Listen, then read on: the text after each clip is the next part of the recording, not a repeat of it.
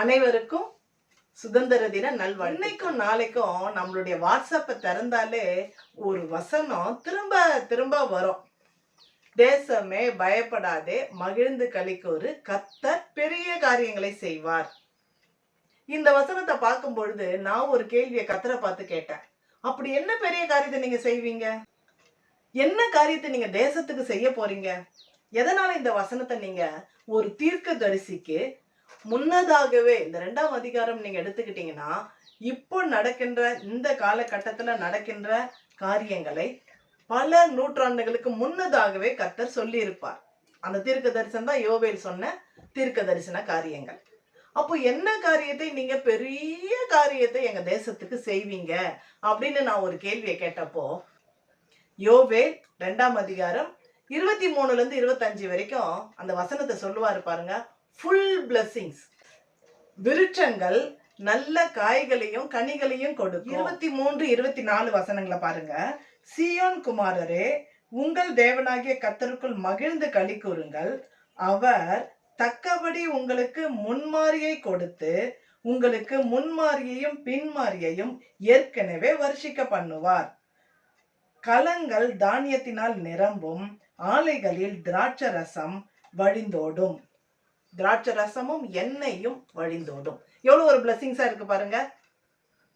Full பிளஸிங்ஸை நம்ம தேசத்துக்கு கர்த்தர் கொடுக்கின்றார்.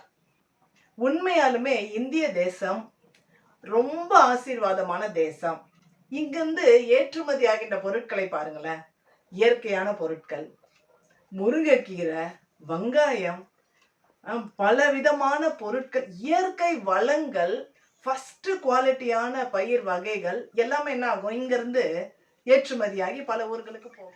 அங்கிருந்து இங்க என்ன இறக்குமதி ஆகுறதுன்னு பார்த்தோம்னா, ப்ரிசர்வேட்டிவ் பண்ண திங்ஸுங்க, உணவு பொருட்கள், பல நாட்களாய் கெடாதபடி இருக்கிற பால் பவுடர்களும் பிஸ்கெட் பேக்கெட்டுங்களும் சிப்ஸுங்களும் தான் இறக்குமதி ஆகிறது. அப்போ நம்மளுடைய ஆசீர்வாதங்கள்லாம் பாதி காரியங்களை நாம் அனுபவிக்க முடியாதது போல இருக்கிறது.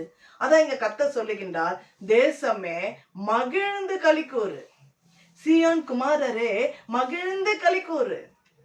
பாட்டு பாட சொன்னா, ஜெபிக்க சொன்னா, துதிக்க சொன்னா அதற்கு ஏதேனும் நக்கலா பேசுற ஒரு காரியங்கள். கர்த்தரையே பாடு, சக்கரை வராது.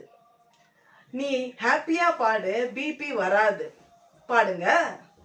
அதை நக்கலாகவும் நையாண்டியாகவும் ஆக்ஷன் பண்ணியும் அதை விமர்சனம் பண்ணுகின்றவர்கள் நிறைய பேர் இருக்கிறார்களே தவிர மகிழ்ந்து பாடுகின்ற ஒரு கூட்டம் இருக்கின்றதா? கண்டிப்பா இருக்குங்க. ஒரு கூட்ட ஜனங்கள் உண்மையாலுமே மகிழ்ந்து களி கூர்ந்து கர்த்தரை பாடி இந்த தேசத்தோட நன்மைகளை எல்லாம், முன்மாறி பின்மாறி நன்மைகளை எல்லாம் அனுபவிக்கின்றார்கள்.